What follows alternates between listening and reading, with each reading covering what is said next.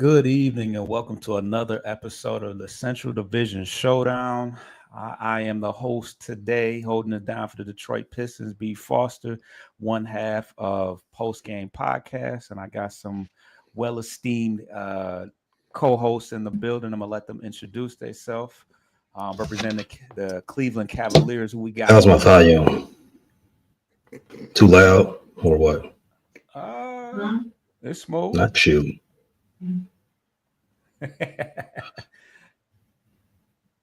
Hey, B False, I'm good, man. Thanks. Can I hear me? I can't hear you. Bro. Oh yeah, yes, that was the issue beforehand. Can't hear nothing.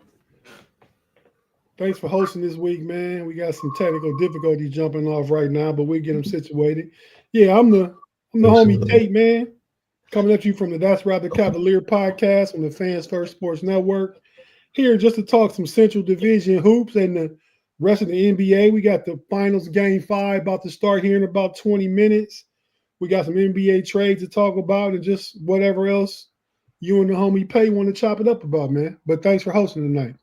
Oh yeah, no problem. And yeah, like you said, we got the game coming up in about 30 or a little under 30 minutes now. But we had a trade the other day that popped up out of nowhere, something that I don't know if you were expecting it, but I certainly wasn't expecting there to be a trade before the finals was up. But Desmond Bane is on the move. He is heading to the Orlando Magic. And in return, the Grizzlies will be receiving Cole Anthony, KCP, 4 first-round picks, including the first-round pick of this year, which is a 16th, which is 16th overall. And it looks like there's maybe another pick swap in there, but this is obviously something that impacts the East and the West because it's an exchange of players. But your knee-jerk reaction after seeing it, what are your thoughts on the trade as a whole? Talking to me, B-False? Yeah, I think Pay's still working things out if I'm not. Oh no, I hear you. Okay. So my knee-jerk reaction was first, like the Orlando Magic are trying to cut. Pay, turn your mic down just a little bit. Knee-jerk reaction was Orlando Magic trying to copy what they see is in the finals right now. They need another floor spacer. Desmond Bane is that. Desmond Bane is not expensive, even though he's got a $200 million contract, second year of it. For this economy of the NBA, that's not a deal breaker. That was my initial thoughts of it. Atlanta Magic wants to get out of that first round by any means necessary. They got the young horses, so adding another vet piece who's battle tested in the playoffs helps them do that. Okay, and what do you think is the thought process in the Grizzlies? Is it to get off the money or? Well, that's complex because that's more of a non-knee-jerk reaction. You know what I'm saying? Because there is some thought that maybe the Grizzlies are going to tank it out now, right? Maybe they're going to get off Job. Maybe they're going to get off JJ3. Shout out to him. So that has been bandied about a little bit. I don't know if that's what they want to do. Maybe they thought that Bane was, maybe not worth the squeeze or didn't fit their long-term goals, or that they heard that they can get 5 first-round picks for him and said, why not? Right. Yeah. Tate, what are your thoughts on the move?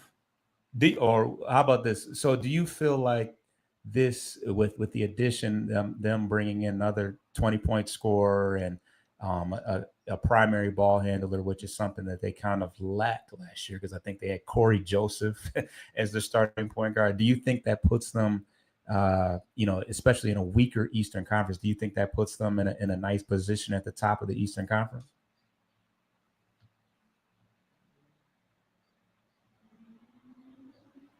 You're on mute. Yep, find myself. But no, all I was saying, man, I pretty much agree with everything Pay had to say. As far as what it does for Orlando, like he initially said, they needed shooting. They needed shooting in a bad way, in a really bad way. I mean, they got Paulo, they got Franz. I mean, I don't know that Desmond Bain won't be a primary ball handler. He'll be a sniper defender. I mean, I think Suggs comes back healthy next year. Suggs and Bain in the backcourt with Paulo and Franz on the wings, and their big is the guy out of Duke. What's his name? Boncaro. Paulo Banquero. No, the big guy. Boncaro and Oh, Franz. Carter. Oh, yeah. Wendell Carter. Wendell Carter. Yeah. So no, I think they definitely compete in the East. I can see them anywhere in that 3, 4, 5 range as far as playoff seedings go next year in the East. I mean, because you're gonna have some regression from some teams, but who I want to talk about that? I had the Pacers regression, and they 2 wins from a championship. So don't listen to me on that one. As far as Memphis goes, though, yeah, again, agree with Pay, which I've said 2 times in a row, never, but agree with Pay. I think I think they probably are hitting the reset button. I mean, I didn't realize till he said it. Bane got a $200 million contract. That rookie extension, he got I think by the end of the deal, he's gonna be making like 40 million plus dollars. I don't think it's that cheap of a let's see, it goes from it's got 4 years remaining, 36, 39, 42, and 44. Wow, I mean that's a lot. But like he said, in today's NBA, but they paying they paying Boncaro. Franz hasn't got his. He gonna get it. I mean, Franz so has that it. Bancaro Franz. has not yet, Okay, well, yeah, well, Boncaro gonna jump up to the top of the Orlando Magic pay scale. for sure. But so they already when that contract is ready to hit the books, are looking at being a second apron team. If you're paying 3 players over 40, $50 million. So, but they in win now mode with this move in the East like it is. They in win now mode. And it's okay to be in that space if you are trying to win now. Um, like I said, like we were saying, Memphis got all those draft picks. Wow, four number ones for Bane. That's crazy. Yeah. And Memphis also got Cole Anthony Cole and Anthony. I think, yeah, I think it's a rebuild. Cole Anthony can get some time there. I think they probably gonna get off one or two of Ja or Jaren Jackson. I could potentially see it being Ja. I don't know. I mean, just the noise he brings into a locker room, they go ahead and try and build around Jaren Jackson Jr. I mean, but I think one of those two are on the move sometime this summer in this busy season in the NBA. yeah, I think it helps both teams as far as what they're trying to do. Yeah, it definitely puts, especially with Bane being around the same age as, I mean, I think he's only like 25, 26. So he kind of fits the timeline with the Wagner brothers, and he's a little bit older than Boncaro. But on the Grizzly side of things, I mean, unless they do plan to move on from John Morant, I think the combination of a Cole Anthony and a KCP, you can kind of almost get to the production level of a Bane, and then it provides them with a little bit more flexibility. They move off that rookie extension deal. I think Cole Anthony is an expiring deal, and it gives them an opportunity to pay Santi Aldama if they decide they want to do that. That's the first thing that jumped out at me with the Pistons eyeing a guy like Santi Aldama. This gives it gives the Grizzlies opportunity if they so choose to pay him the money that they didn't really have at their disposal with them paying Bane as much as they are. So I think that it may just be a not a rebuild, but just a bit of a retool. But um, we'll see Well, yeah, we'll see what else happens. That one wasn't really planned from what I know. So you Do you just have my bad, B Falls. Do you have the rookie extension numbers in front of you? as far Because as I'm thinking, because I was thinking about what Tate said. They'll be a second apron team right now. And I'm thinking right now, like they don't have a supermax player on that squad, that the Orlando Magic. So their extensions would be maybe a max for maybe a rookie max for Wagner and Bancaro, in addition to what they pay if they keep Bane around. I'm not sure that's a first apron. Just doing numbers in my head. So yeah, I My don't if yeah, I that, don't my understanding, well, if you got three players making 40, 50 plus, then you can jump into that second apron. And I think when his deal is going to be ready, maybe not this off season, next off season, but Carroll definitely getting a super max, rookie super max. well, Supermax for just to explain it to those. Supermax really only, I know that term gets thrown around a lot, but Supermax really only is attributed to a vet player with 9 years and above. Guys that can get 45% of of the cap. Those type of guys. For Paulo and Wagner, they're only eligible to get 25 if they get their max at their level. Well, I don't know what the deal K Cunningham signed, but Evan Mobley just signed like a rookie super max 200 and like 40 million. Right. So that's a max for his level. So the super He, max will he, he be just came off what his what rookie Jalen Brown contract. has gotten. No, Right. that's why I said rookie super max though. Okay. Rookie super max. Well, I mean, they have. I don't think there's a max for that. I think it's just a max. I don't know. That term just gets skews things like that. Right. So I'm looking at the active roster for the Atlanta Magic right now. Franz Wagner, he signed his deal. He signed up to 29-30. Well, this is an estimate. I'm sorry, he's not signed. Um, Paulo Beccaro, he's ready to get his deal. He's going into his last year of his deal, like you said. So he'll get his chunk of change. Everybody else, like you said, Anthony Black, who's awful, Jet Howard, Tristan da right, Silva, right. Eton Thomas, all these guys are interchangeable. Eton Wagner's Thomas still in brother, the league? It's not it, or is there Oh Eton Thomas? no, he can't ain't Thompson, giving. Thompson, Oh, Oh, okay. okay. I remember Eton um, Thomas. Yeah. right. Shot blocker. He's a decent writer right now, but and Jonathan Isaac, who's I'm not gonna call him awful, He but he is. he's a good dude. Um, Let's say. Hey and then Pat, you got you Jalen know what? Suggs. I don't think none of these guys. I think they can. This Jalen Suggs team. got his deal already though, right? He Jalen got his Suggs got rookie Yeah, his he deal. deal. got his deal. He's making about 30 a year, um, depending on the year. So point But I'm making is that this you're right. team can. Rookie supermax is not a thing. It's a contract designation. It's not a contract designation, but rather a term you describe a player on their rookie scale contract extension. They can get up to 35% of the salary cap. Right. Oh, if they hit certain benchmarks. So Okay. yeah, you're right. So I think the starting salary for a rookie extension is 25%. And if they do certain things like Kay Cunningham, they can get up to 35%. So But yeah, go ahead. Well, any closing remarks about the Bane deal before we move on? no, I'm just saying my closing remark is, just looking at the numbers right now, and the new media deal kicks in next year. This coming season, cap gonna go up. Um, I mean, Orlando is positioning themselves to be a perennial playoff team.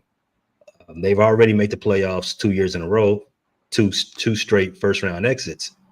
That's what they're trying. That's what they're trying to do. Their 5 man is set, and now that they don't have 5 first round picks for for the foreseeable future, you can bet that they're going to be picking it, not picking and choosing, but bringing in reserves, on 1-year deals for the next handful of years. But their 5-man is locked up, and I think that's a playoff team, easy.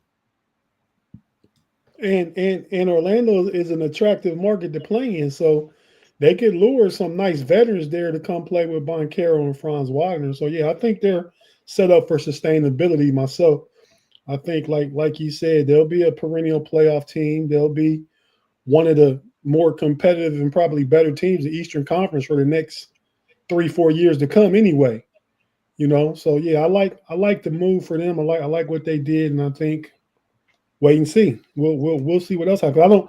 I don't think that's it. Could be Orlando's last move because they gave up a lot of assets, but I don't think Memphis is done. No, and yeah, just in closing, they had a lot of injuries last year. I think Bancaro missed a good chunk of time, and both Wagner brothers as well. Jalen Suggs wasn't available for the playoffs. They had a boatload of injuries going into the playoffs, so they pretty much knew where they stood, going into the postseason. But I think that they are under the understanding that, a healthy team, and you add in a nice second, third option, and they can make some moves, especially with teams like Boston making their regression. We don't know what's going to happen with New York. There's a lot. There's an opportunity certainly for a team. Oh, the Milwaukee, of course, is going to. Maybe Indiana will make their regression finally, but yeah, there's certainly an opportunity to step in and move to the forefront, and that's exactly what Orlando did. Let's get to the first break, and then let's talk the finals.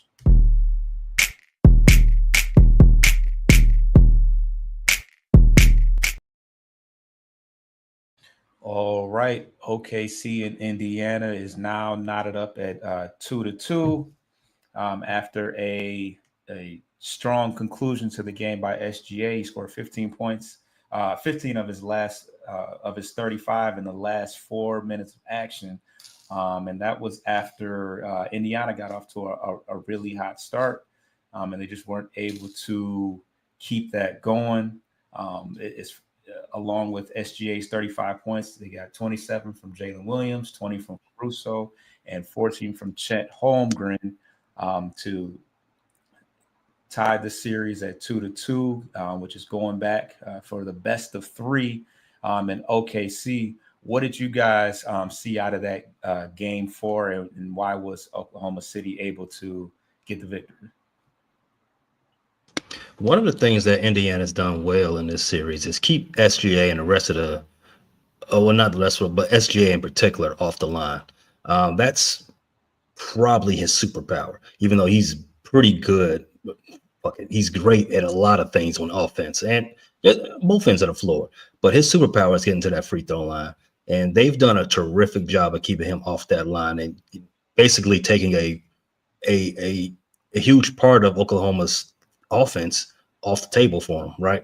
I said at the beginning of the series that these teams match up where they're mirror images. They like pace. They like to just jump the passing lanes. They like to get out in fast breaks. Those things play well for each other. Just OKC just does it better at every level than Indiana. Well, Indiana is knows how to just be tough as well. But to SGA's credit, like you said, he was having a rough game. He looked very aloof in game 4. He was just not out of it. He wasn't. A lot of his shots looked flat. But that fourth quarter, that's when dogs are made. That's when you make your legacies, right? Especially in the finals for MVP, scoring champ, 2-time scoring champion, right? Conference MVP, conference finals MVP. SGA is looking to cement his Hall of Fame career now, and he went a long way to do that in that fourth quarter, game 4. So I can see some of that transitioning to game 5, some of that mojo moving on to another game 5. Now, to be fair, Indiana hasn't lost back-to-back games in over close to 3 months now, and Oklahoma hasn't lost back-to-back games in a lot longer time than that. And when they do lose, and Oklahoma doesn't lose, they don't get blown out. They keep it close. As always, that's the type of great team that they are. So it'll be interesting. This is a coin flip type of game going into Game 5. Tate, what did you see? Before I give all the credit to SGA, and he did play a better fourth quarter, but quite frankly, Indiana gave that game away. I mean, Indiana was up the entire game. It was up by 9 going to the fourth quarter. They got sloppy with the ball. I feel like, I mean, they held OKC to maybe 3 or 4 3-pointers for the game. I mean, they shot a terrible percentage. Indiana out-rebounded them. Like every metric that you use to see who wins and loses basketball game. If you looked at the statistics, you say, oh, Indiana should have won that game by 8 points. Easy. They found a way to give it away. But in fairness, they found ways to take games from teams during this playoff run that same way. So it happens. But, yeah, I think they really needed to get that win the other night. And when the series is 2-2, it's typically a coin toss. That's 50-50, 2-2. So tonight's game is pivotal. I think whoever wins this game tonight, and it's in OKC, so Indiana really needs to really try and come play and steal one tonight. But whoever wins this game, to me, has a stranglehold on the series and could potentially probably be the NBA champs. Yeah, and I think that OKC definitely played with a sense of urgency. They were down 2-1. I mean, statistically, you go down 3-1. I think they said that 37 of the last 38 teams that were up 3-1 won the series. So I think they really felt like they had their back against. Who was the one team that came back from that? What is it? What an assist from B. Foster. That was the cleanest dime you've ever thrown on this show. No, I don't have an answer as far as the one team. Wow. Oh, okay. I see what you're saying. Yeah, that's wild. Hey, tell me the answer. Oh my Jesus! Way to go, Foster. 2016 was a time to be alive.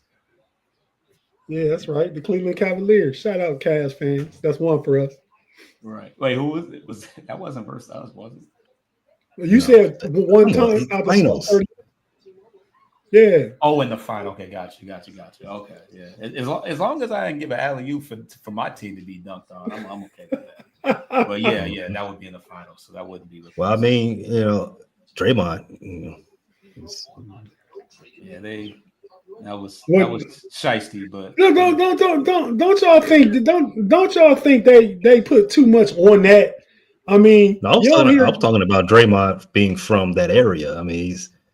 Oh yeah, dog, yeah. Oh yeah, I thought you was going to Draymond getting suspended for a game and how that helps y'all. Yeah, when you but it didn't. When you flagrantly kicking nether regions, you should be suspended. I ain't got no problem with that. Draymond was on some other shit, so I mean, he had to go sit down for a game. Right.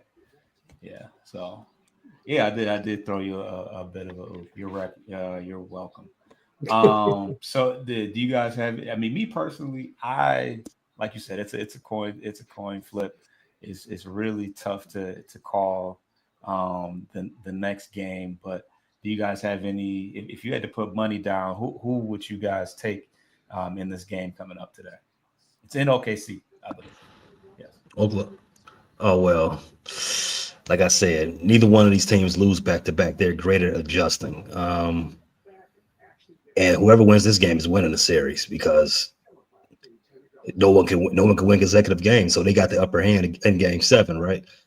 If I had to, I'm going to stick with the better team. The better team is Oklahoma. They do everything Indiana doesn't. Still, credit to Indiana, but they are better at every level. So I'm a grab with that, boss.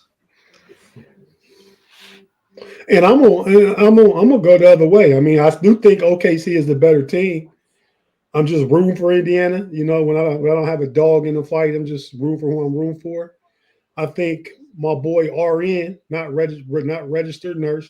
He need to be a RN. Take off the cap and be a RN, and stay consistent. Consistency the key for the entire game. Just put pressure on the defense for the entire game. When Tyrese Halliburton puts pressure on opposing defenses, and he scores 20 and has 10 assists, I think they got some ridiculous record like 24-2 or something like that. I saw a stat the other day. So he needs to be that guy. If he's that guy, I think they can steal game 3 and go back home with a chance to win that chip.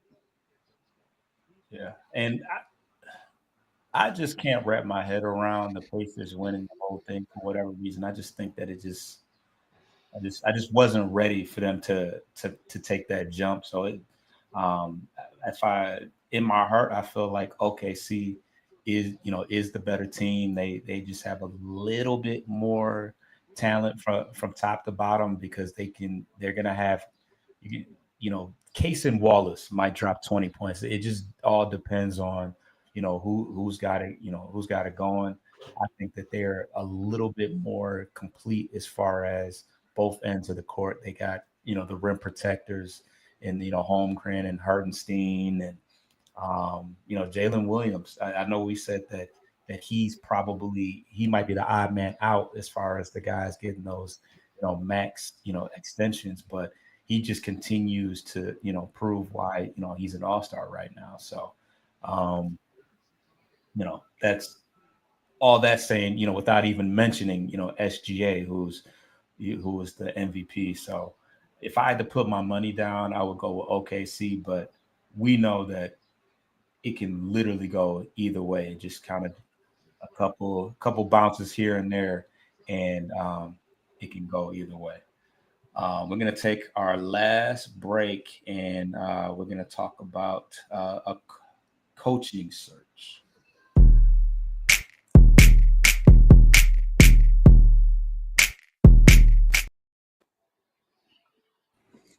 All right, this news is a little bit is a couple weeks late, but still very relevant because they have not. The New York Knicks have not found their new coach as of yet. Tom Thibodeau was let go, shortly after losing to the Indiana Pacers in the Eastern Conference Finals. Um, yeah, after making it all the way that further than the Knicks have made it in quite some time, the Knicks have chose to go. There's that part ways with Tom Thibodeau, and we know that going into the playoffs, there was a lot of pressure on him to make some things happen. He's been able to, take the team to the playoffs, but has not been able to, reach the NBA Finals. They had a pretty decent opportunity, but after that loss to the Pacers, I think they were up I think they were up 14 points with 3 minutes remaining in the fourth quarter.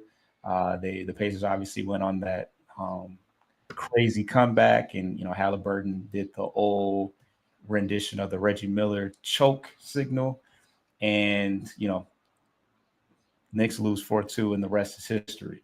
But were you guys surprised at all at their decision to get rid of Tibbs? And you guys have any idea on who they might be looking at as replacement? If I I had an idea of who they wanted to hire, I would not tell them. I would just go play the lottery because I am Svengali. They don't have an idea who they want to hire. They fired Tibbs without a plan of action altogether. They had to ask around the league, "Hey, can we interview your head coach?" No, get out of our face. That's been the response they've gotten from like 17 teams. So no, I have no idea who they would like to hire. Oh, well, they would like to hire someone, right? Someone who's anti-Tibbs. So that's usually how things go. You fire a coach, you'll get the opposite. But did it shock me?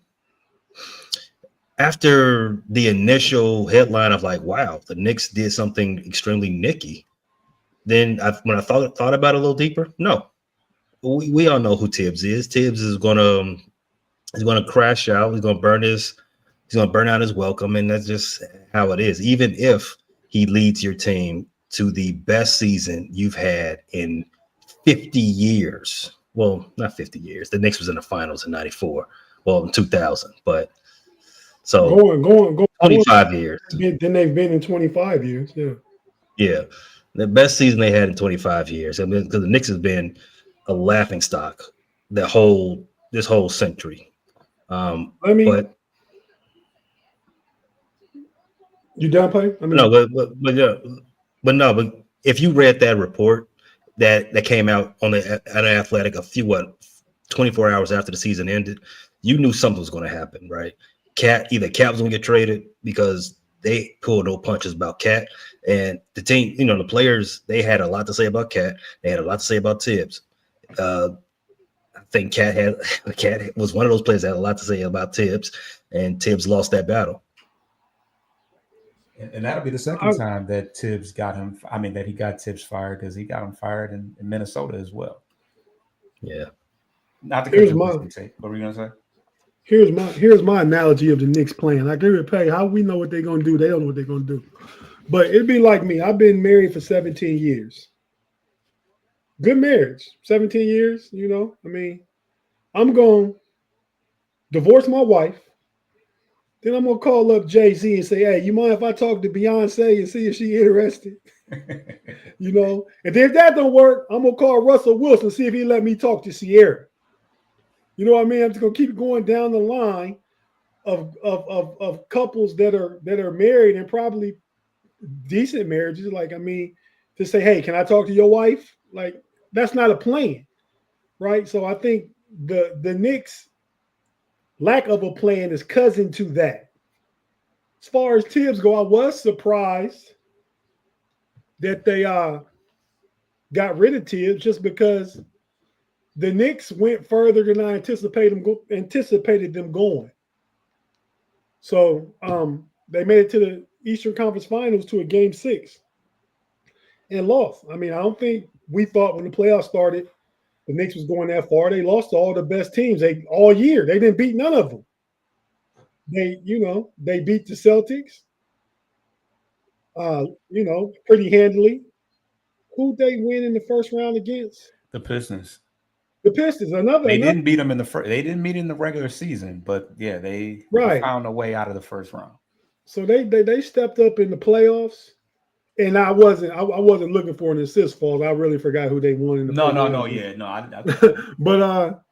But yeah, man. So, and like Pay said, Tibbs does wear his welcome out.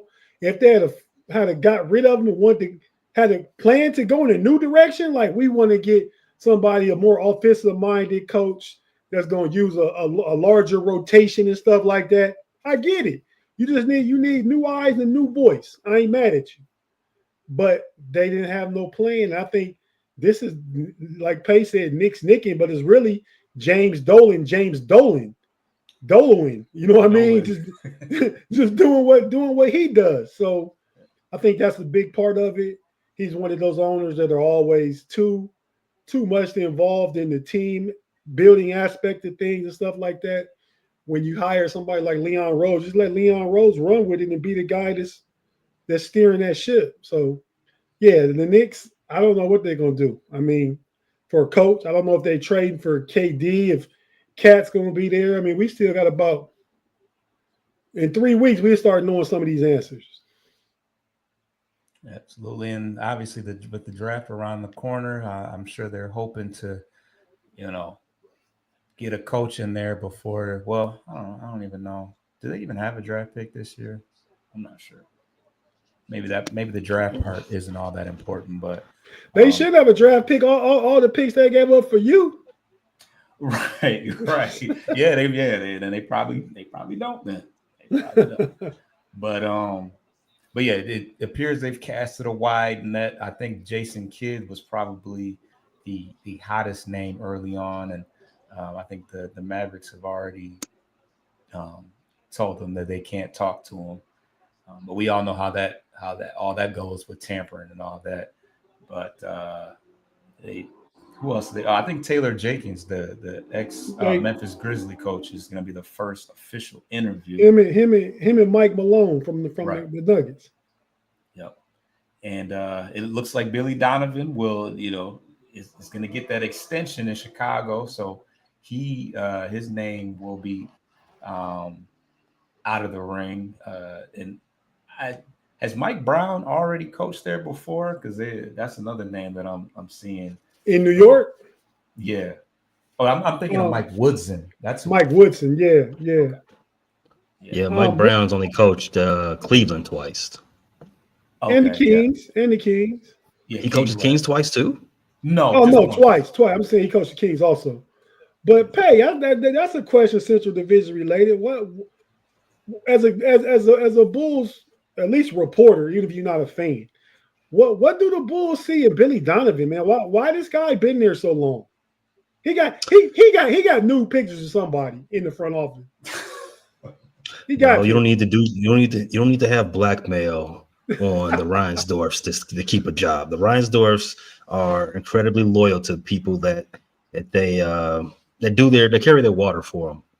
I'm not saying that's what Billy Donovan does, because I haven't seen any instances of him being a lackey. I think this is just one of those situations, because Billy Donovan just did get his contract extension, I think 2 seasons ago.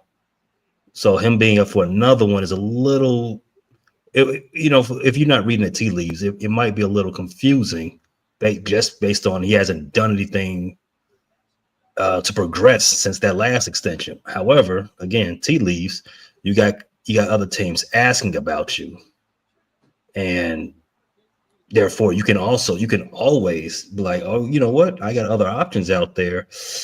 I might do a little what's my man from Connecticut, a little Dan Hurley. Let me go ahead and play my cards right, give me a raise.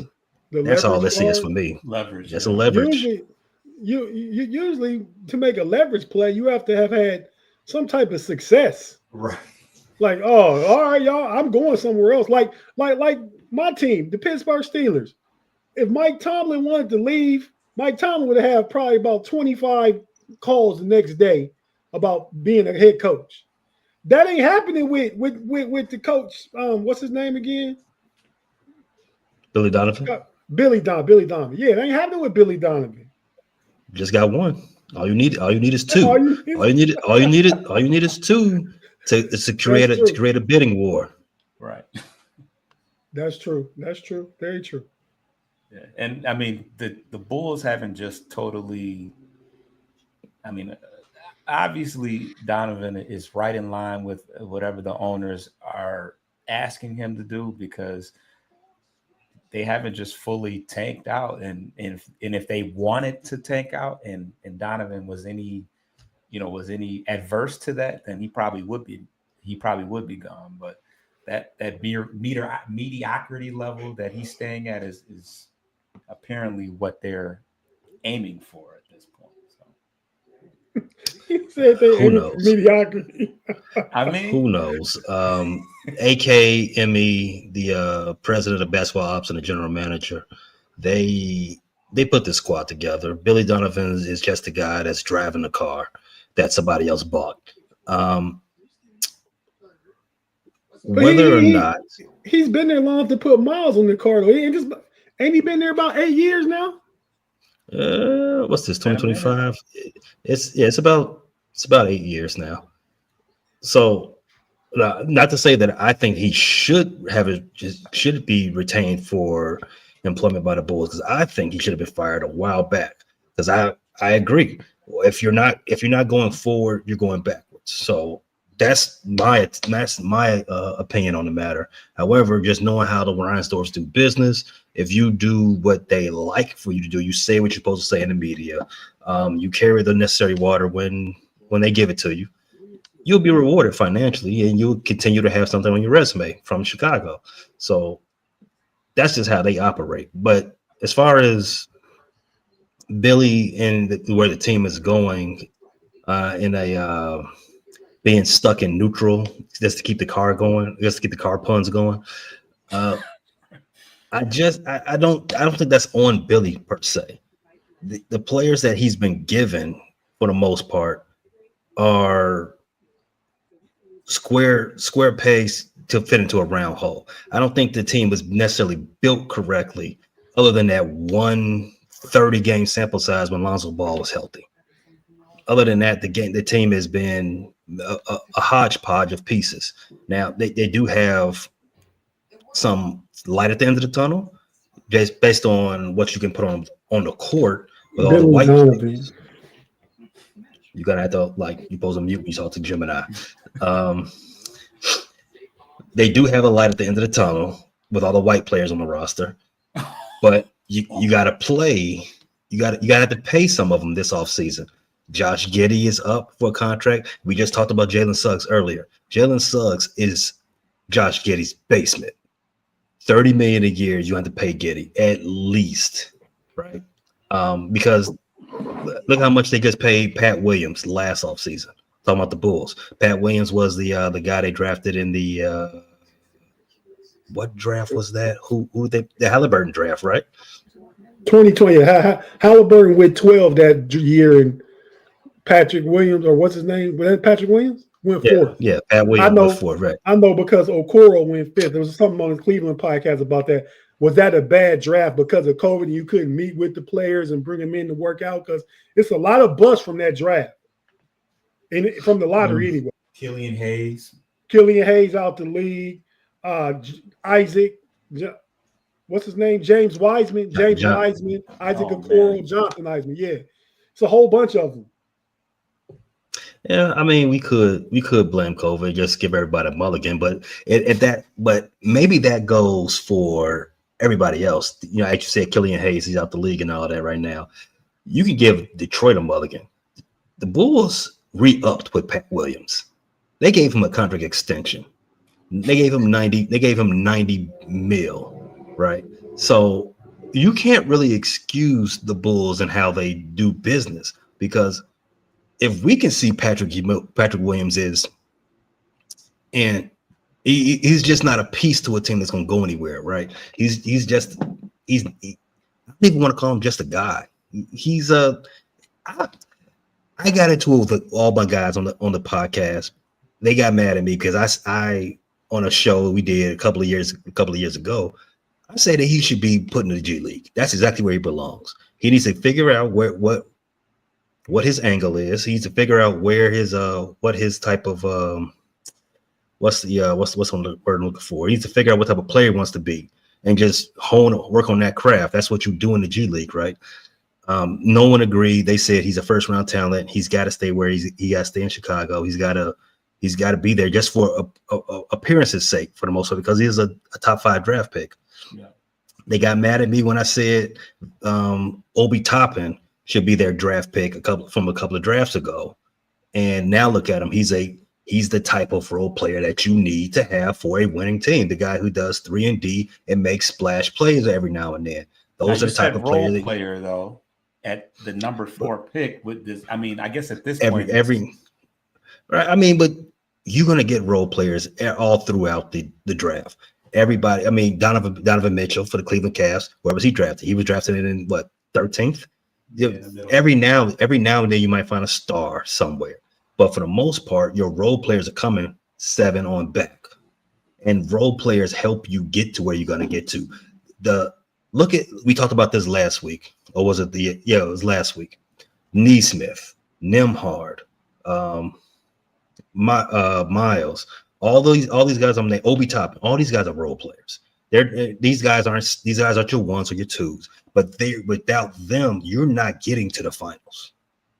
The Bulls consistently don't put the right players around certain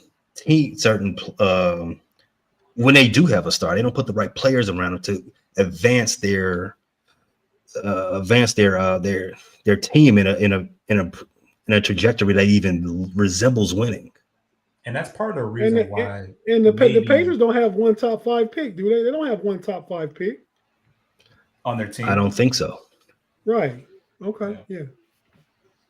Yeah, and that's part of the reason why that maybe the Obi Toppin one doesn't work out. As you can see, it took him leaving New York to really find his niche. But it makes you wonder if you do. Well, the Knicks do overdraft and mess up a lot too. But Yeah, James Dolan. I'd argue B Falls has that draft of 2020.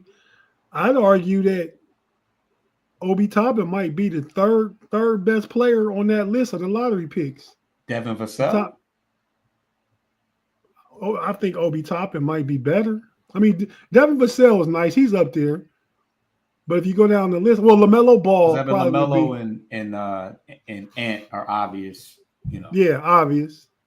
But yeah, But you got a lot of you talking about role everybody players. else, Yeah, Jalen Smith, Apu. Halliburton. So okay, fourth or fifth, Obi Oh, Toppin. Tyrese Maxey. Where he went? He went in the lottery though. Oh yeah. Lottery wise, yes. Right. Yeah. Malachi Flynn. Wow. Desmond Bain, the last pick in the 30th pick. Okay. Yeah, it was all over the place. I think that's the safest way to assess that. Because obviously Desmond Bain has panned out quite well at the 30th pick, and he was originally went to the Celtics. Traded to oh, Yeah, Jaden McDaniels. where is So he? yeah, he's down to 28. Okay, I see. Jaden McDaniels. There's two McDaniels, right? Oh no, he went to the Timberwolves right now. Yeah, quickly. Yeah, interesting. So that's a topic that just kind of popped up out of nowhere.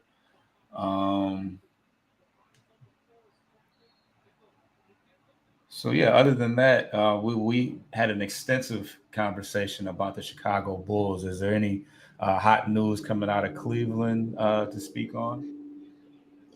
Speaking of that 2020 draft, Cleveland's trying to move Isaac Okoro.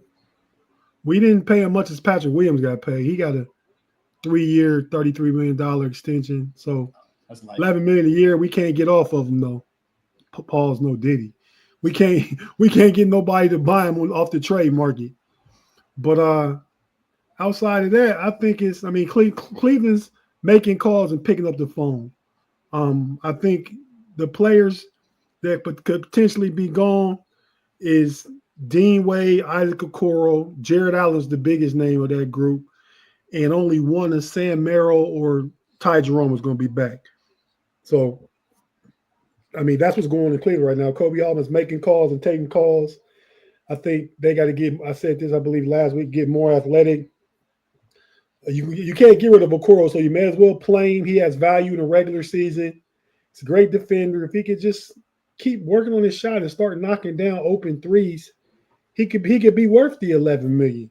But they got to start playing the rookie they drafted next year, Jalen Tyson, Craig Porter Jr. get a little more PT, and I think even Imani Bates, if they bring him back, which I think they probably have to, it's going to be on the regular roster next year, not in the G League, and they can find some minutes for him during the regular season and see how he plays next year. But yeah, so just trying to make a more athletic movement, not so much a youth movement, but yeah, I'm not mad if I did all the talk. I'm not mad if Ty Jerome goes though. I mean, against the Patriots, he proved he was getting ripped constantly and missing shots and his defensive liability. So he's good in spurts. He got exposed when Garland got hurt and he had to play too much. So for the money he had cost, the market's saying probably about 12 to 14 million right now. I'm letting him go for that.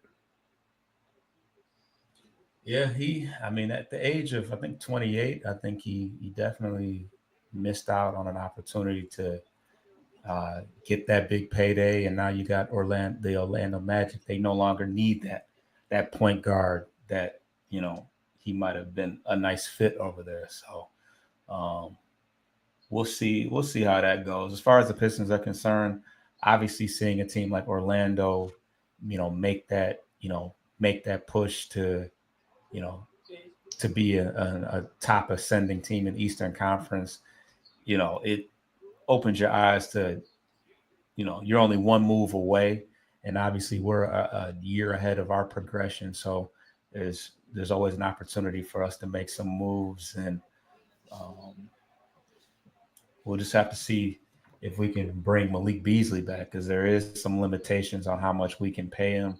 And for all intents and purposes, I think that he does want to be in Detroit. Is that who JB wants back? I heard there's a veteran that JB is kind of campaigning for over in Detroit. Somebody that's already with Detroit. Yeah. Yeah, I mean, I think they're saying that they're seeing some value in Tim Hardaway. I'm certainly hoping off the bench, certainly not to be a starter like he was last year, but yeah, I would have to think that Beasley is the guy that he's referencing first, just because yeah, he was a big impact on the team. So um, I think that Schroeder ends up being the odd man out, especially with Jaden Ivey coming back full time. And I think that it's not off the table for us to go out and use some of our assets to bring in a number two guy. So um, I saw some weak KD rumors. I don't think that happens, and that I don't think that puts us in a good position long term. But um, it'll make for some nice headlines. Do you guys think KD the first domino to fall as far as the trade market Well, goes? Desmond Bain was the first domino to fall. No, but major domino. I mean, that's a decent trade. I'm talking about I actually him no, out there. that's important because someone gave up 5 picks for him.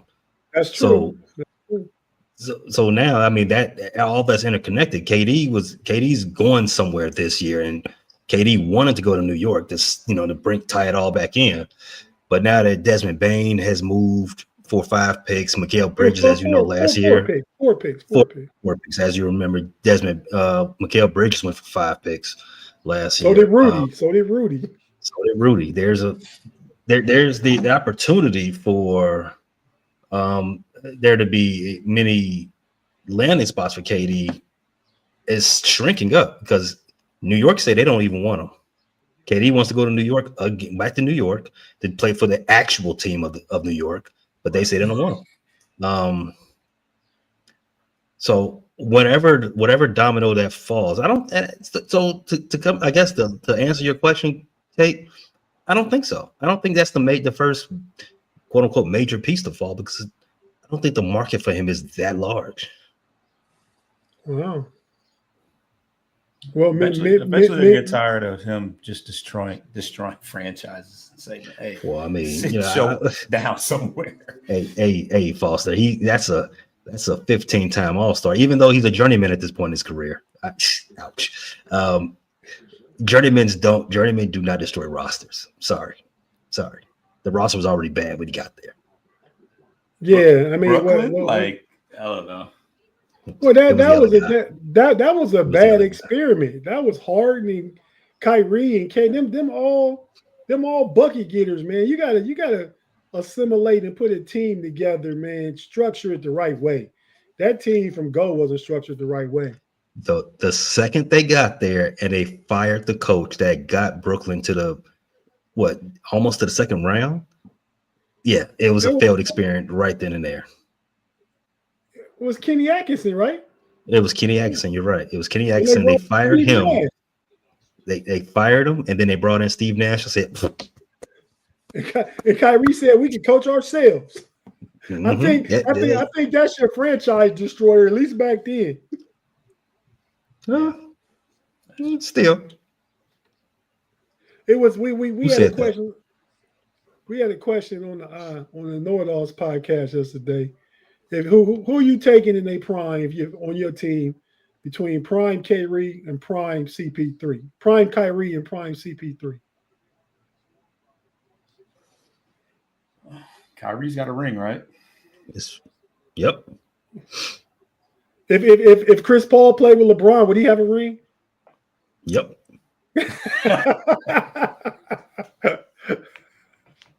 Hey. I mean, if the rest of the roster doesn't matter, this is my first pick, and I know everything that I know now. I'm taking Chris Paul. That's what I said too. I think Kyrie probably the better player, the better bucket getter, and probably the better talent. But Chris Paul is a dog. Prime Chris Paul is a dog, a leader, a get in your face kind of guy. And and made players better around him his whole career. So I I mean, I would go as far as I agree with you about everything you said, but I would also recall that before Chris Paul tore his knee, he was just as good as Kyrie was at his height, at his peak. Chris Paul before the knee injury, he can do everything Kyrie do. Maybe he didn't have the layup package that Kyrie has. In fact, he doesn't. He did not have a layup package, but he had the handle. He got a he doesn't have the three that Kyrie has either. Now I will put that in there as well. But everything you said, if you remember Chris Paul in New Orleans Chris Paul, dog. where didn't he have Tyson Chandler make an All-Star games too though? Tyson Chandler was this close to being out the league. Tyson Chandler was drafted by the Bulls number two in the draft. History of the Bulls doing dumb shit, right? And in the draft with their top 5 picks, he was drafted number 2. And they could not get anything. He wasn't producing at a number 2 draft pick level. He came out of high school though. In fairness, so did a lot of players around that time. And Tyson Chandler, Eddie Curry was another one. And why would they draft both of them the same year? That's just the Bulls. And they had to split that up, right? Even though Eddie Curry projected to be the better player long term, Tyson Chandler just didn't have it. He went to New Orleans. This is, like I said, this was his last stop on his NBA career, and Chris Paul made him into an All-Star. But he won with Dallas after that, right? In 2011. Nice career for him overall. Oh yeah, he definitely made a career. Made a good career for himself. Thanks, Chris Paul. Right. But in closing, where can these folks find you if they want more Bulls and Cavalier news? For the Cleveland Cavaliers, check us out on the That's Rather Cavalier podcast. Your audio, wherever you get your audio podcast. That's Rather Cavalier, Fans First Sports Network. Also, we talk about the Cavs on the Know It Alls podcast. Check out the Know It Alls podcast on the Know It Alls YouTube channel. We talk NBA and stuff, not specifically just the Cavs. We talk NBA and stuff like that and other stuff. So check us out over there. I'm your boy Tate, and that's where you can find the Cavs talking NBA talk far as from podcasts that I contribute to.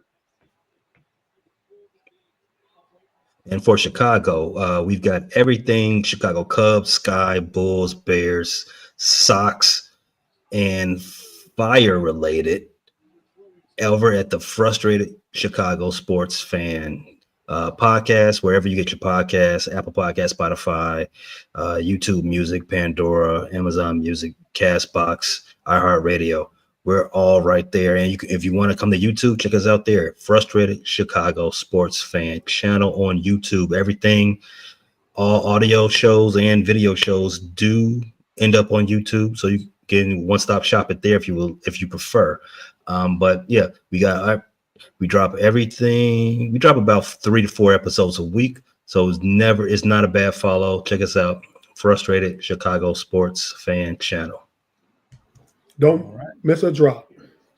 Never do that. And lastly, you can catch us obviously on YouTube at Bleachers and Speakers. And as far as Pistons news, post-game podcast and all audio aggregators. Stay tuned for next week. We'll be having another Monday show, Central Division Showdown.